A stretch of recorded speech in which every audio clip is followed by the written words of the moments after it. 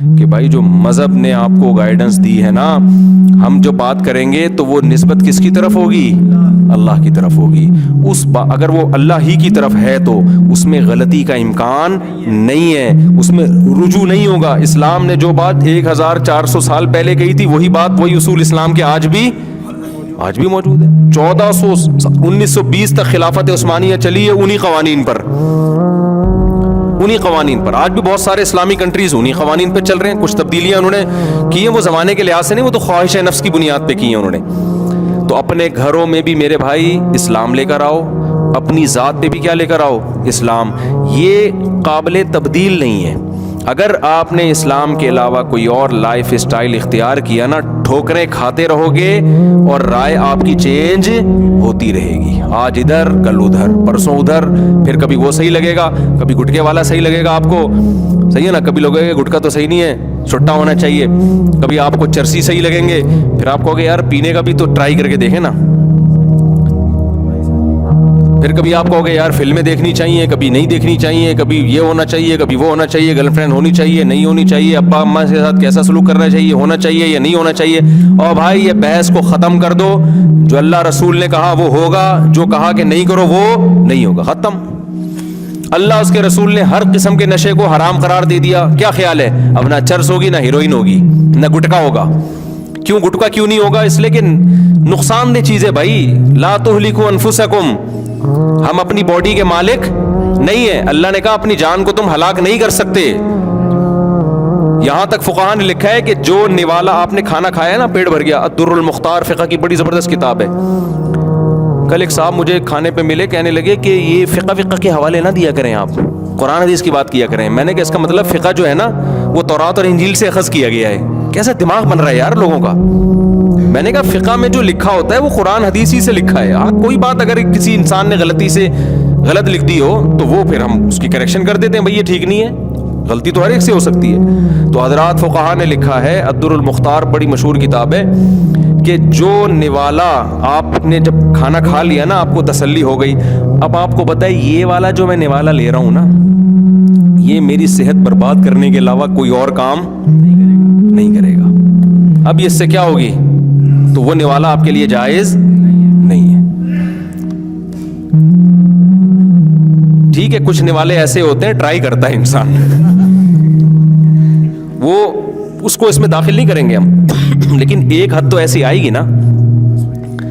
ہم تو trial basis پہ کھا رہے ہوتے ہیں نا, کہ یہ پیٹ تو بھر گیا, جتنی ضرورت تھی ہو گئی پوری, یہ والا نوالا شاید میں بھی اس کی ضرورت ہو, نہیں تو ہو سکتا ہے نہیں بھی ہو, لیکن کہیں سے میدا کھانچا وانچے میں ڈال ہی دے گا اس کو, تو چلو ایک ٹرائی کر لیا.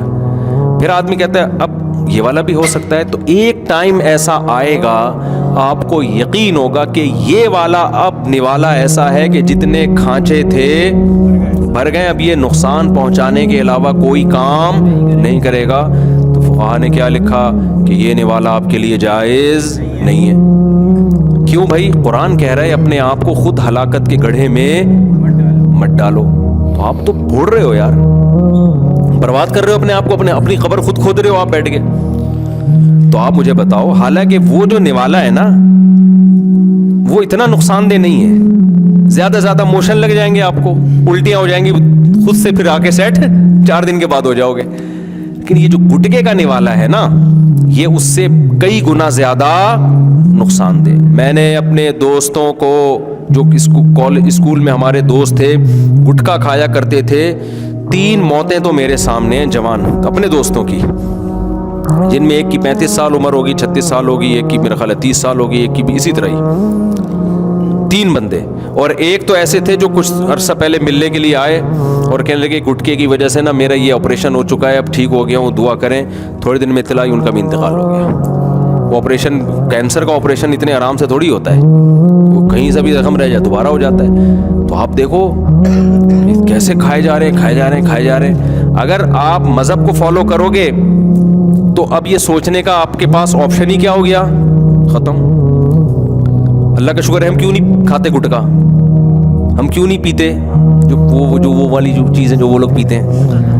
بھائی اس لیے کہ اب میں بحث میں ہی نہیں پڑتا نا, ہمیں بحث کی ضرورت ہی نہیں ہے. ایک عام آدمی شراب پی رہا ہے, وہ سوچے گا کہ پینا چاہیے کہ نہیں پینا چاہیے. اس کو کچھ کہیں گے ابھی نہیں پینا چاہیے, ڈاکٹر کہیں گے اس کا نقصان ہوتا ہے, کچھ ڈاکٹر کہیں گے اتنا نہیں ہوتا جتنا بنایا ہوا ہے. گورے بھی تو پیتے ہیں نا, 80 سال تک زندہ رہتے ہیں. تو جب آپ کنفیوژن میں آتے ہو نا, تو آپ کے لیے ایک برائی سے بچنا بہت مشکل. اسلام نے آپ کے لیے دروازہ بند کر دیا. بھائی شراب کا ایک قطرہ, حالانکہ وہ نقصان, ساری دنیا کے ڈاکٹروں کا اتفاق ہے کہ 2-4 قطرے پی لینے سے, 2-4 گھونٹ پی لینے سے کیا ہو جائے گا, تھوڑا سا ٹن ہوگے نا. وہ بھی شروع میں ہوگے, جب عادی ہو جاؤ گے تو ٹن ہونا بھی چھوڑ دو گے آپ.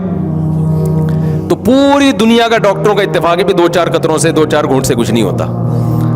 لیکن اسلام نے ایک قطرے پر بھی آپ پر کیا لگا دی, پابندی. اب اگر آپ مذہب کو فالو کرو گے, یار اس کنفیوژن سے ہمیشہ کے لیے مذہب نے ہمیں نکال دیا. اس کو تو یہ تو کپڑوں پہ لگ جائے تو کپڑا دھونا پڑتا ہے, پینا تو بہت دور کی بات. تو کنفیوژن دور کر دی کہ نہیں کر دی؟ لوگ اپنے ابا اماں کے بارے میں کنفیوژن میں ہیں, گوروں کی کتابیں پڑھتے ہیں, ہیومن رائٹس اور ماں باپ کا بھی حق ہے اور فلانے کا بھی حق ہے, تو اتنا حق نہیں ہے جتنا لوگوں نے بنا لیا وغیرہ وغیرہ. اسلام نے سیدھی بات کہتی, بھائی وہ جیسے بھی ہوں مشرک ہیں, تم پہ زبردستی شرک پر مجبور کر رہے ہیں, بات ان کی نہیں ماننی, فالو قرآن و سنت کو کرنا ہے. ابا اماں کی بات جو شریعت کے خلاف ہو نہیں ماننی. تو ان کے ساتھ سلوک کیسے کرنا ہے؟ اچھا سلوک کرنا ہے. بس کیا کرنا ہے بھائی؟ کنفیوژن ختم ہو گئی نا. ابا ظالم ہے, اماں یہ کرتی, ابا وہ کرتے ہیں. بھائی جو مرضی کرتے ہیں, تمہیں تو جنا ہے نا. اللہ میاں نے اچھے ابا کا بارے میں تھوڑی کہا کہ اچھا سلوک کرنا ہے. اللہ میاں نے تو کافر باپ کے بارے میں کہہ دیا جس سے برا اللہ کی نظر میں کوئی ہے ہی نہیں. کنفیوژن ختم ہو گئی کہ نہیں ہو گئی؟ ابھی ایک صاحب بیان میں کہہ رہے تھے کہ ابو جہل کی بیوی جو ہے وہ بھی تو ماں ہے, اس کے قدموں میں کہاں سے جنت. بھائی ابو جہل کی یا ابو لہب کی بیوی کافر ہے, اس کے قدموں میں اس کے لیے جنت نہیں ہے, اس کی اولاد کے لیے بہرحال جنت ہے. چاہے کسی کی ماں ابو جہل کی بیوی کیوں نہ ہو, تو بچوں کے لیے قرآن کا حکم یہی ہے کہ اس نے اپنی ماں کے ساتھ اچھا سلوک کر رہا ہے, چاہے وہ جائے جہنم میں, وہ اس کا ہیڈ ہی گیا, وہ اللہ جانے وہ جانے. ابراہیم علیہ السلام کا نہیں قرآن نے واقعہ بیان کر دیا, کافر باپ ہیں, بت بناتے ہیں, بت بیچتے ہیں, اور اولاد کو دھمکیاں دے رہے ہیں کہ اگر تو نے بت پرستی اختیار نہیں کی یا تبلیغ کرنا بند نہیں کی, میں تجھے پتھروں سے مار کے ہلاک کر دوں گا. لیکن کیا کہہ رہے ہیں؟ سلام علیک. کیا کہہ رہے ہیں؟ آپ پر سلامتی ہو. ساستغفر لک ربی, میں آپ کے لیے اپنے رب سے کیا کروں گا؟ استغفار. بعد میں اللہ نے پابندی لگا دی استغفار پر, لیکن ابراہیم علیہ السلام کا رسپانس تو یہی گیا, انہو کان بی حفیہ, میرا رب آپ پہ مہربان ہو یا نہ ہو, مجھ پہ ہے بہرحال, تو ہو سکتا ہے میری وجہ سے آپ کو بخش دے. کیسا خوبصورت رپلائی ہے یا نہیں ہے؟ تو کنفیوژن مذہب نے ختم کی کہ نہیں کی؟ ہاں ایک اشکال آپ کو ہوگا کہ یار اتنا نیک بن کے ابا کے سامنے ہے بڑا مشکل کام, کیونکہ بعض دفعہ ابا بالکل ہی کنٹرول سے باہر ہوتے ہیں. اتنا ہی جھکے رہو گے تو کوٹتے رہیں گے, پیٹتے رہیں گے, دباتے چلے. آج مسئلہ یہ ہے نا کہ جو بچہ شریف ہو, ماں باپ اسی کو دباتے چلے جاتے ہیں, دباتے چلے جاتے ہیں, دباتے چلے جاتے ہیں. تو قرآن نے وہ کنفیوژن دور کر دی. ان تکونوا صالحین فانہ کان للأوابین غفورا, تم نیک بننے کی کوشش کرو, غلطی ہو جائے تو توبہ کر لو, اللہ معاف کر دے گا. یعنی ہم نے یہ تھوڑی کہا کہ بالکل ابراہیم جیسے بن جاؤ, وہ تو اللہ کے خلیل تھے, تم تو کراچی میں رہتے ہو, یہاں تو ڈپریشن کے اور بہت سارے مسائل ہیں. تو کوشش کرو, اللہ نے کوشش کا مکلف بنایا, اس کے خلاف کبھی ہو جائے تو کیا کرو؟ اللہ سے توبہ استغفار ہے, اللہ غلطی ہو گئی, غصے میں نے منہ سے ابا کے سامنے یہ لفظ نکل گیا, مجھے معاف کر دے, آئندہ میں کنٹرول کرنے کی کوشش کروں گا. دوبارہ ہو جائے دوبارہ توبہ کر لو, 3 دفعہ ہو جائے 3 دفعہ توبہ کرو, کوشش کرو کہ آئندہ نہ ہو. 100 بار ہوتا رہے, 100 بار توبہ کرتے رہو. کنفیوژن ختم ہو گئی کہ نہیں ہو گئی؟ مذہب کو فالو نہیں کرتے نا, بڑی مشکلات ہیں. پھر آپ کہو گے وہ صحیح ابا کی تو اصلاح حقوق ہونے چاہیے, غلط جب ابا ہی غلط ہے. عقل نہیں آپ کو گائیڈ کرے گی, عقل بیڑا غرق کر دے گی آپ کا. یہ جتنے فلاسفر ہیں نا, یہ کھوپڑی استعمال کر کر کے ابا اماں کو کے حقوق بھی ضائع کر دیے انہوں نے, بہن بھائیوں کے حقوق بھی ضائع کر دیے. اب صلہ رحمی میں عقل کیا کہتی ہے؟ بھائی جو اچھا سلوک کر رہا ہے اس سے تو کریں گے, جو نہیں کر رہا اس سے ہم نہیں کریں گے. اسلام نے کہہ دیا بھائی کہ قطع رحمی, صلہ رحمی, رشتہ داری جوڑنے کا مطلب نہیں کر رہا نا اچھا, پھر بھی آپ نے اس لیے اچھا کرنا ہے کہ آپ کی بھائی, آپ کا بھائی آپ کی بہن ہے. ہاں یہ ضرور ہے کہ اچھا کرنے سے اگر نقصان ہونا شروع ہو جائے, قطع رحمی کا ذریعہ بنے, تو پھر تھوڑا ریزرو ہو جائے, کیونکہ مقصد تو اچھے سلوک کا جوڑنا تھا نا, وہ جوڑنے سے مزید टूट रहा है रिश्ता, तो शरीयत का मकसद ही हासिल नहीं हो रहा ना। बिल्कुल इसकी मिसाल ऐसे जैसे बाप या माँ अगर बहुत ज्यादा बुरा सलूक कर रहे हो, बहुत जुल्म कर रहे हो, तो हम कहते हैं भाई अलग हो जाओ। वजह क्या है कि अब साथ रहने में बजाय मोहब्बत, क्योंकि इस्लाम चाहता है माँ बाप से अच्छा सलूक करो, तो ये जो करीब होना है ये अच्छे के बजाय किसका जरिया बन रहा है? बुरे सलूक का। तो इससे शरीयत का मकसद हासिल होने के बजाय जाया हो रहा है। समझ में आ रही है बात? लेकिन ये जो आप दूर हो रहे हो ये भी इसलिए कि सलूक क्या हो आपका अच्छा हो, क्योंकि दूर रहकर आपको पता है कि मैं निस्बतन बेहतर सलूक कर सकता हूं। मकसद फिर भी उसमें आप कंफ्यूज नहीं हो रहे, समझते हो? मकसद में कंफ्यूज नहीं हो रहे। बहुत सारे इस्लाम क्या कहा, नमाज पढ़नी है आपको, ये ऑप्शनल नहीं है। रोजा रखना ही रखना है आपको रमजान का, ये ऑप्शनल नहीं है। ज़कात निकालनी है। कुर्बानी अगर वाजिब है तो करनी ही करनी है। लोगों से मुस्कुरा के बात करनी है, ठीक है ना? हदीस में आता है मुस्कुरा के बात करना सदका है। गुस्से में कभी ऊंच नीच हो जाए तो इस्तिग़फ़ार करना ही करना है। तो ये भी लचक भी रखी है, क्योंकि नेचुरल है ना, नेचर है ना। तो इंसान थोड़ी कोई लोहे का बना हुआ है बिल्कुल एकदम सीधा सीधा चलता रहेगा। आड़े तिरछे होते रहो तो दोबारा लाइन पे। अबे कराची की रोडों पे सफर जो करता है उसको तो ये मसला बहुत अच्छी तरह समझ में आता है ना। आप बताओ कराची में कोई एक माई का लाल ऐसा है जिसने हमेशा पूरा रोड पे ही सफर किया हो? कच्चे में उतारना पड़ता है आपको। खड्डा आ रहा है आगे, गटर आ रहा है। अभी मैं न्यू कराची के रास्ते से जा रहा था तो वो एक इतना बड़ा गटर खुला हुआ है ना, उससे ऐसी नहरें बह रही हैं ना गटर लाइनों की। न्यू कराची में देखा है आप लोगों ने आगे जाके? मैंने अपने जो मेरे गार्ड थे उनसे मैंने बोला कि यार यहाँ गाड़ी रोकते हैं। अभी हमने स्विट्ज़रलैंड के व्लॉग बनाए, पेरिस के बनाए, जर्मनी की आबशारें। मैंने कहा बेहतरीन हो जाएगा यार। तो मैंने कहा देखो ऐसा नहीं है कि हमारे पास आप जाके देखो मेरे मशवरे पर। जब आप न्यू कराची वाले रास्ते से गुलशन मेमार जाते हो ना, रास्ते में पूरा जो सवात का दरिया है ना, मजाक नहीं कर रहा मैं, आप समझोगे ये दरिया के इतना पानी गटरों से उबल रहा है। आज सुबह उसमें एक ट्रक उल्टा हुआ था ना। अच्छा मैं रोजाना देखते थे इसमें ट्रक उलट क्यों नहीं रहे?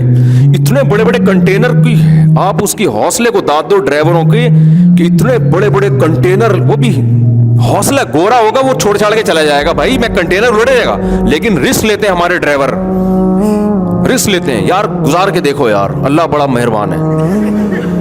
ऐसे यार मैं तो यानी वो भाई मुझे डर लग रहा है ये कंटेनर उल्टेगा तो 25-30 आदमी यहाँ हलाक हो जाएंगे। वो लोग भी रिस्क ले रहे हैं, वो नीचे से आराम से गुजर रहे हैं। ना उनको डर लग रहा है ना कंटेनर वाले को डर लग रहा है। तो मैं हैरान कि यार ये आज देखा उल्टा हुआ एक फंसा हुआ है वहां पे, आधा यूं हुआ है 45 के जाविये पे ना, गिरा भी नहीं है और अल्लाह ने ईमान की बरकत से उसको बचा लिया।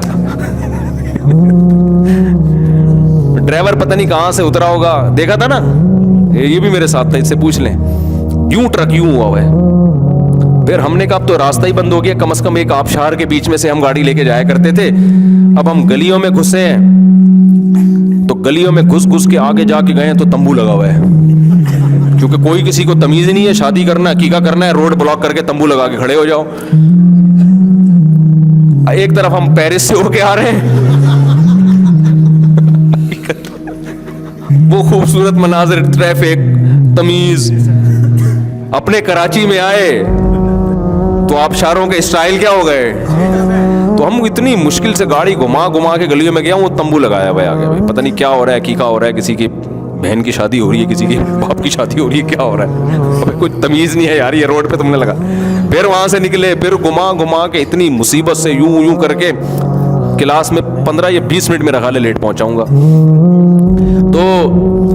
तो मैंने ये सोचा कि मैंने कहा यार यहाँ एक व्लॉग बनाते हैं। कि आइए हम पहले मैं उसमें ये कहूँगा, आइए आपने पेरिस की आबशारें देखी, अभी तो वैसे दिखाई नहीं है, गर्मियों में जाएंगे तो दिखाएंगे इंशाल्लाह, और स्विट्ज़रलैंड में। और आइए हम आपको कराची खूबसूरत आबशार, और फिर यूं यूं कर दो गटर के ना उबल उबल के इतने उबल रहे हैं ना लाइन से। और ये जो हमारा शागिर्द है ना, ये जो गार्ड है, ये इसका घर है उस तरफ। जब अभी बारिशें नहीं हो रही थी तो इसने क्या किया है बेचारा, अगले दिन मेरे पास आया, कह रहे मैं बाइक लेके जा रहा हूं, मैं यहां तक पानी मेरे। اور 3 बूढ़े, एक बेचारी बूढ़ी औरत और 2 बूढ़े आदमी पानी में बह रहे हैं। खैर बचा लिया उनको जिंदा।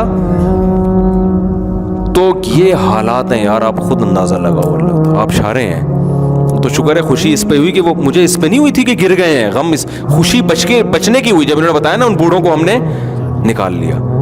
तो ये हालात हैं, ये बारिश के बगैर ये आप शारे हैं। बारिश हो तो हुस्न के मनाजिर, वो तो ऐसा मजा होता है कि भाई वो तो स्विट्जरलैंड तो कुछ भी नहीं उसके मुकाबले में। ये हुस्न है हमारे कराची का, अल्हम्दुलिल्लाह। तो खैर कहाँ से कहाँ बात चली गई यार, ये क्या चल रहा था। बस बात को ख़त्म करता हूँ मैं, बहुत हो गया।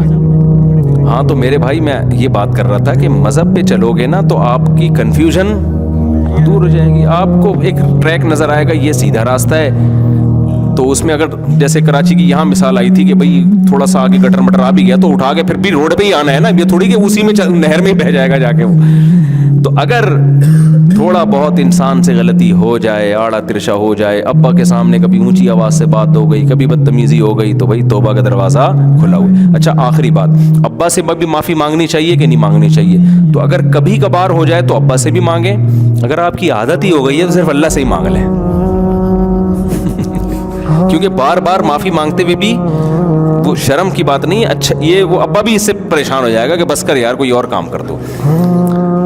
तो फिर अल्लाह से मांगो और अपने ऊपर कोई जुर्माना रख लो।